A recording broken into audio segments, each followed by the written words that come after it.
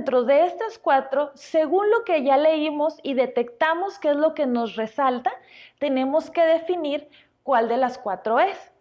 Pero entonces vamos a analizar las respuestas. Veamos, ¿esto viene o corresponde a algo expositivo? Si vemos que nos está mencionando propiedades físicas, que nos está respondiendo a la pregunta ¿qué?, que nos está hablando de funciones y que aparte señala procesos, pues no corresponde al tipo de característica expositiva.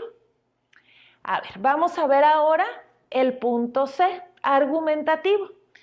¿Los argumentativos acaso nos mencionan las funciones? ¿O acaso dentro de los argumentos vienen las propiedades físicas? Pues también eso nos puede decir que esta tampoco es la correcta. Nos quedan 2 opciones, ya ahí eliminamos 2. Nos queda el narrativo y el descriptivo. Nosotros, con una preparación previa que ya hemos estado recibiendo, tenemos que saber diferenciar entre estos 4 puntos. Entonces, para nosotros decir, ¿es narrativo o es descriptivo? Con estas características que ya les señalé, estos son los puntos principales de la base.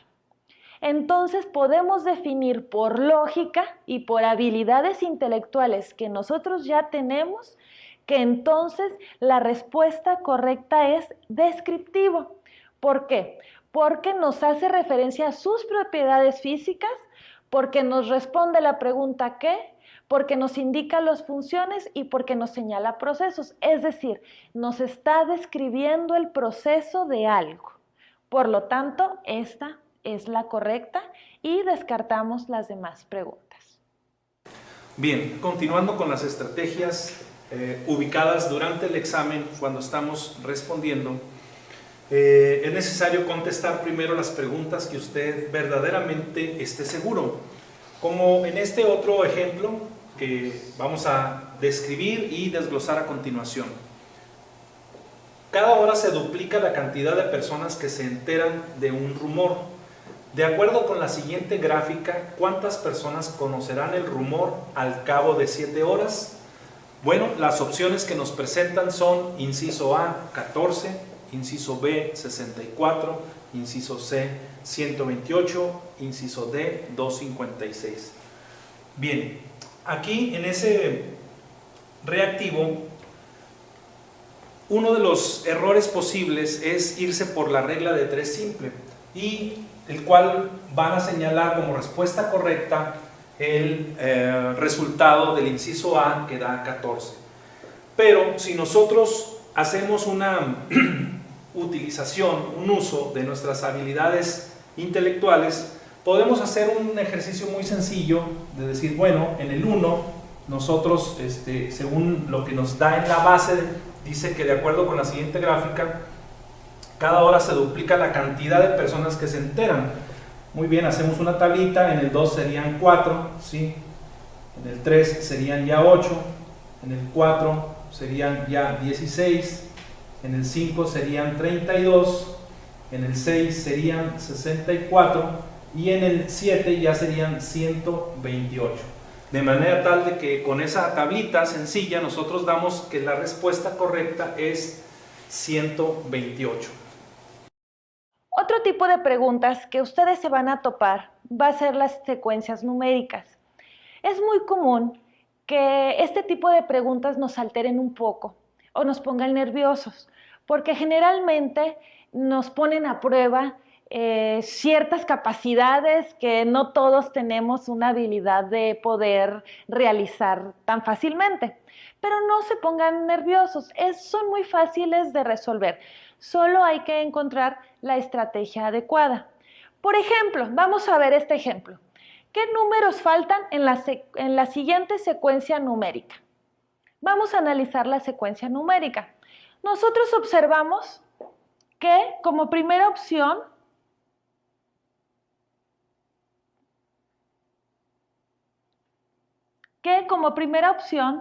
tenemos un 20. Luego, en la tercera opción tenemos un 25. Y luego ya nos marca aquí cuál es el faltante. Entonces estamos nosotros entendiendo que el primero y el tercer número van en orden ascendente. Luego podemos observar que el segundo número y que el cuarto número van en orden descendente. Entonces va a ser mucho más fácil para nosotros poder descubrir cuál es el número siguiente. Nos están dando aquí 4 opciones: 30, 35, 35, 30, 45, 40 y 45, 50. ¿Por qué? Para confundirnos. Porque si se fijan, todos los números en algún momento podemos decir, todos pueden ser. Pero si ya le encontramos esa lógica, entonces va a ser mucho más fácil encontrar la respuesta correcta. Por lo tanto, aquí, si tenemos que es 20 y 25, el número ascendente es el número 30. Y si tenemos 45 y 40, el número descendente es el 35. Entonces, anulamos la B, la C y la D, y la respuesta correcta será la A. Continuamos con las estrategias durante el examen. En este caso pasamos a uno de los nuevos categorías, que es conocimiento de la educación básica. Les recuerdo en este momento que vamos a ser evaluados a través de esas 3 categorías: conocimiento de la educación básica, habilidades intelectuales y competencias docentes. También quiero volver a enfatizar que el dominio del contenido será algo que ustedes tendrán que trabajar en el resto de los módulos, y aquí solamente desglosamos las estrategias que les permitan entender la base del reactivo con sus opciones. Bien, damos lectura. Son enunciados que se refieren a la Ley General de Educación, excepto, hay que poner énfasis en esa partecita en donde nos dice excepto, ¿sí? Ahorita vamos a regresar a ello.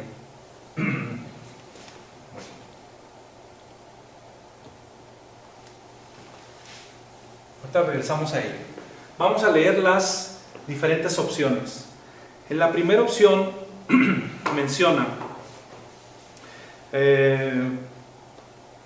estimula el conocimiento y la práctica de la democracia como forma de gobierno y convivencia social. Inciso B, orienta a la educación basándose en los resultados del progreso científico. Inciso C, determina la distribución de la función social educativa. Inciso D, permite el ejercicio pleno del derecho a la educación de cada individuo y mayor equidad educativa.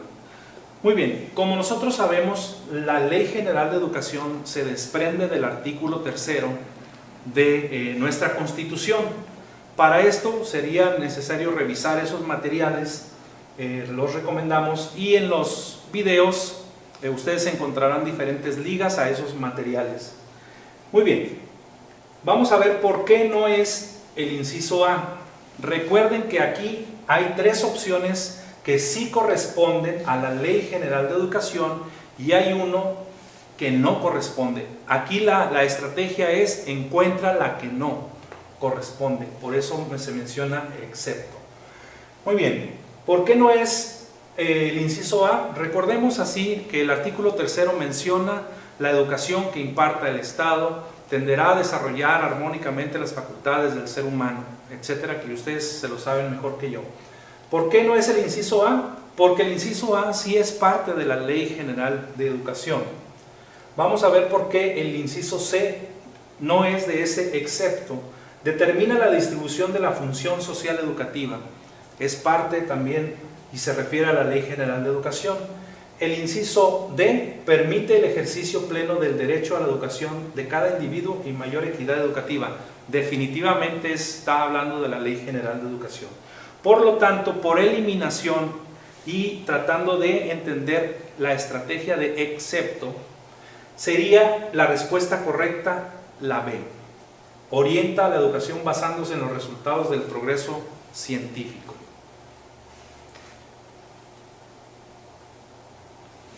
Muy bien. Continuamos. En el siguiente reactivo, Seleccione la secuencia acorde con el principio pedagógico, evaluar para potenciar el aprendizaje. Aquí quiero que enfaticemos la parte de evaluar.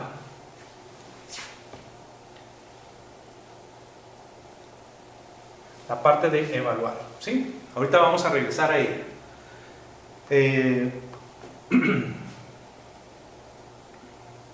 Dice aquí, voy a permitirme leer las instrucciones y la información que nos da. Número 1, generar acciones para que los alumnos autoevalúen y coevalúen sus producciones de modo que reorienten y mejoren sus desempeños. Número 2, compartir con los alumnos los aprendizajes que se pretenden lograr al concluir un proyecto didáctico.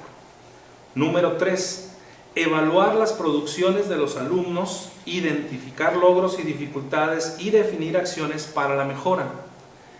Número 4, hacer preguntas y solicitar ejemplos a los alumnos a fin de obtener evidencias de los logros y dificultades que van obteniendo en el desarrollo del proyecto. Número 5, socializar con los alumnos los criterios de evaluación con que se valorarán los aprendizajes esperados. Muy bien, en la serie de opciones del inciso A, B, C y D nos da una serie de combinaciones de números, pero ¿cuál va a ser el tip? El tip es encontrar en dónde está la palabra evaluar, dado que nos dice la instrucción que seleccionemos una secuencia acorde con el principio pedagógico, evaluar para potenciar el aprendizaje. Si nos damos cuenta, la palabra evaluar está en el contenido aquí en el número 3, ¿sí? Pero vamos a ver por qué no sería, si ya pudieron ver en las opciones de respuesta, pues el inciso C es la que tiene como número 1 el número 3, ¿sí? Ese sería uno de los tips que podemos hacer. ¿Cuál otro tip en esta misma reactivo? Muy bien. Recuerden que la secuencia lógica de un plan de clase tiene actividades de inicio, actividades de desarrollo y actividades de cierre. Podemos también, como otro tip, ver las actividades de cierre, las actividades que están al final de la serie numérica. En el inciso A está la actividad 5. Vamos a ver si lo último que nosotros hacemos en una clase sería la actividad 5, socializar con los alumnos los criterios de evaluación con que se valorarán los aprendizajes esperados. ¿Les suena a la última actividad o suena como a primera actividad? ¿Verdad? Vamos a ver el inciso B. Menciona como última actividad el punto 3. Evaluar las producciones de los alumnos, identificar logros y dificultades y definir acciones para la mejora. Bueno, nosotros nos damos cuenta que también en ese, aunque hay una cierta información, no sería lo último que nosotros estuviéramos realizando.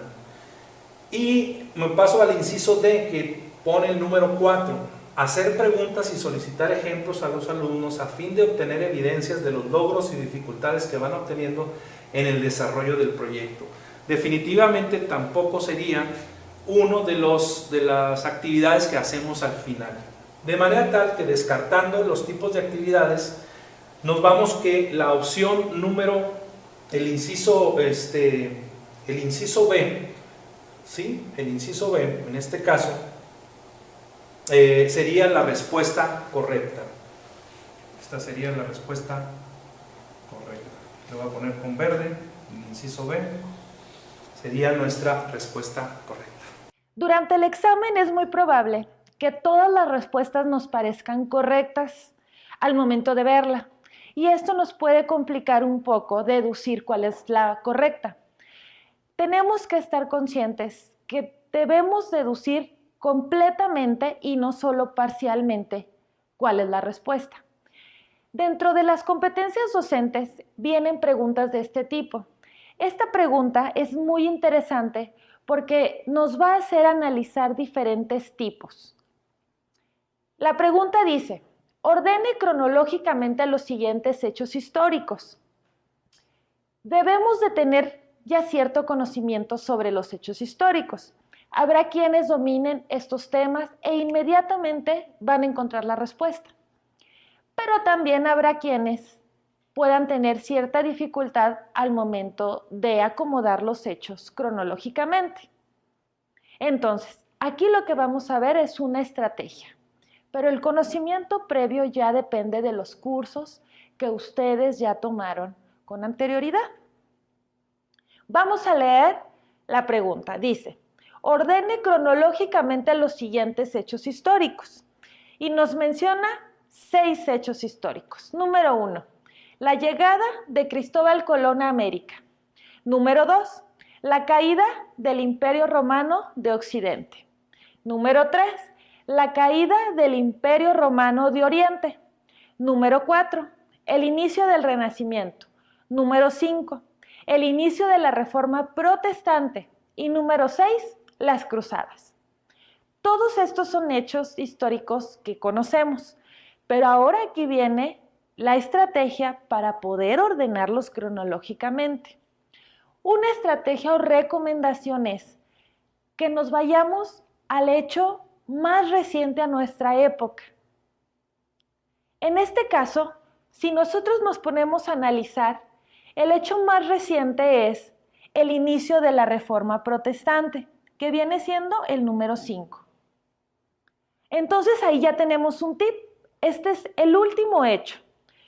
Esto, el haber reconocido e identificado que el número 5 es el último hecho, nos da pie a poder eliminar 2 respuestas, la A y la D. Entonces, ya eliminamos la opción A y la opción D como respuestas probables.